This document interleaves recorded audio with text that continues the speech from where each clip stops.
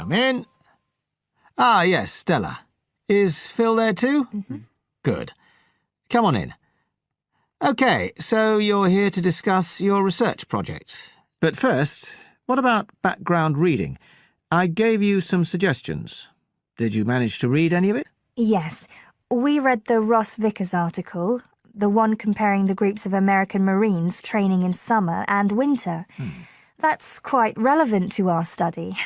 It was interesting because the Marines who were training in the cold winter conditions tried to cheer themselves up by thinking of warm places, but it didn't really work. Yes, they were trying to force themselves to have a positive mental outlook, but in fact it had the opposite effect, and they ended up in a very negative state of mind. And we found some more research by someone who wasn't on the reading list you gave us, George Whiteborn. He compared people living in 3 countries with very different climatic conditions. Actually, he looked at several things, not just the weather. But he found some people's reactions to bad weather were much worse than others, and it was linked to how stressed they were generally. The weather on its own didn't have such a significant effect on mood.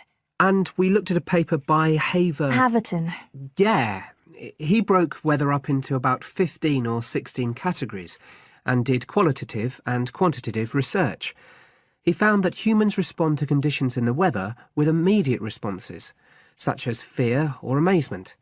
But these responses can also be linked to associations from their earlier life, such as a particular happy or sad event. Did you have a look at Stanfield's work? Yes.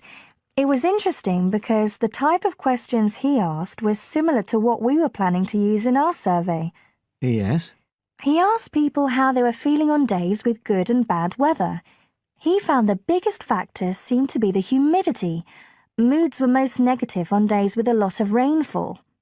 Long periods without sunshine had some effect, but nothing like as much. That could be quite a useful model for your project. Yes, we thought so too, although we can't continue our survey for as long as he did. He did his over a 6-month period.